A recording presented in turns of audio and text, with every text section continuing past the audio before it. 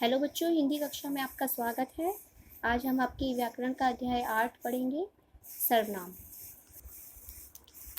संज्ञा के स्थान पर प्रयुक्त होने वाले शब्द सर्वनाम शब्द कहलाते हैं। बच्चों, सर्वनाम शब्द का शाब्दिक अर्थ है सबके लिए नाम। जैसे कि देखो, ये मदर टेरेसा की आपको तस्वीर दिख रही है।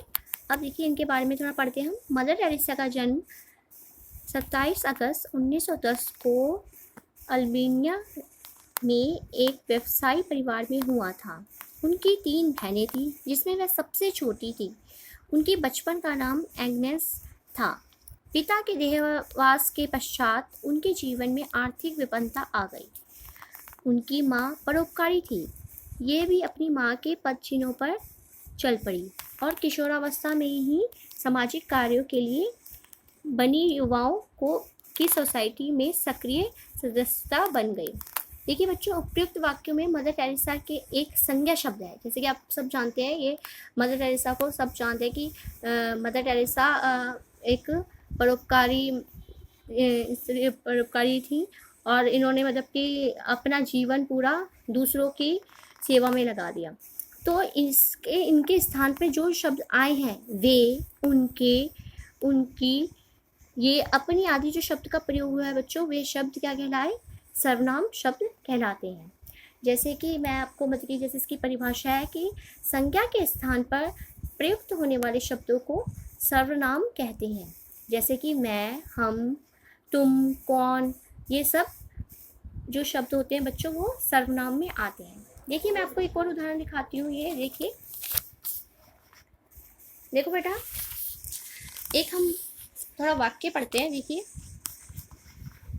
राधा के मन में सोचा कि राधा कल अवश्य राधा की सहेली के घर राधा की गाड़ी से जाएगी। देखिए, ये वाक्य कुछ बहुत अलग सा लग रहा है और मतलब कि पूरा सेंटेंस बन नहीं पा रहा। अब देखिए, इसको सही करके कैसे लिखा है? राधा ने अपने मन में सोचा कि वह कल अवश्य अपनी सहेली के घर अपनी गाड़ी से जाएगी।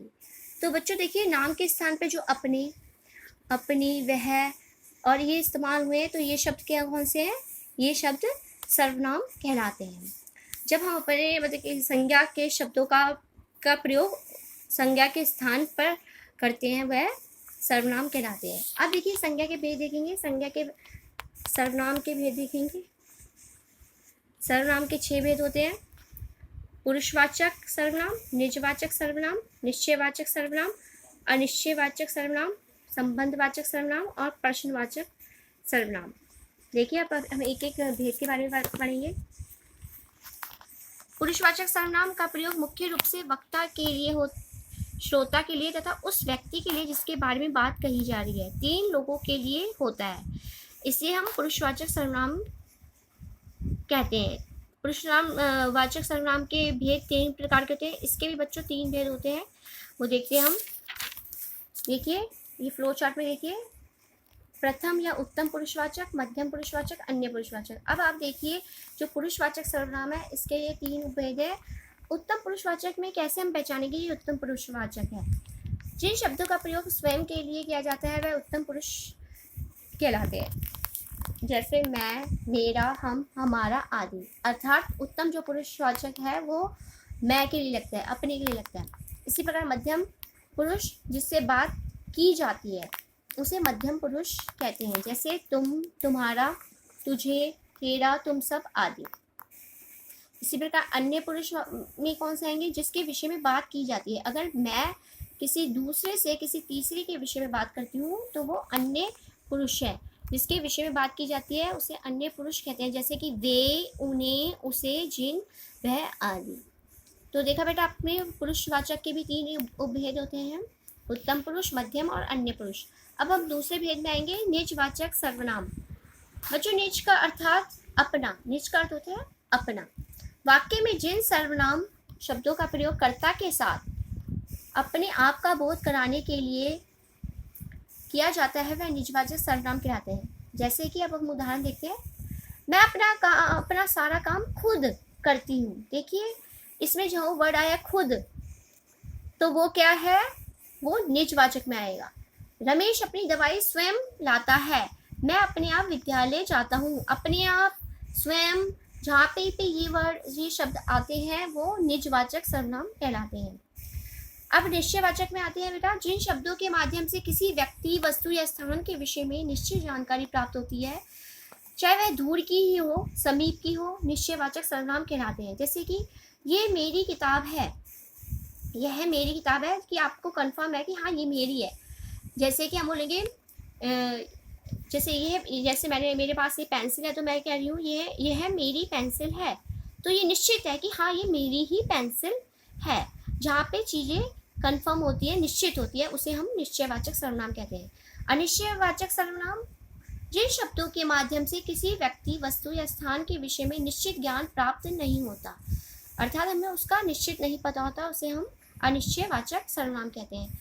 इसमें बच्चों कोई, कुछ, किसी आदि शब्द से आप पहचान लोगे कि अगर ये शब्द आए होंगे, कोई या कुछ, किसी। जैसे कि हम इसके उदाहरण देखते हैं बच्चों।